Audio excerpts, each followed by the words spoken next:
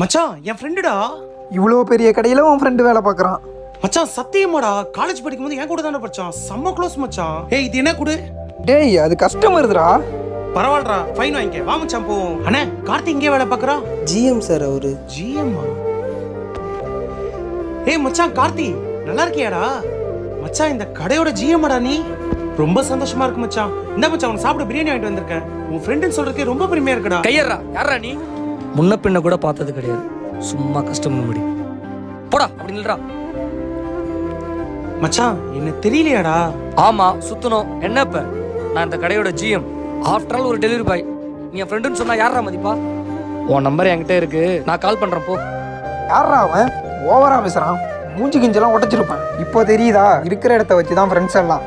ஏய் இல்ல மச்சான், அவன் என்ன மறந்துட்டான்டா. நீ வேணா பாரு, கால் பண்ணுவான்.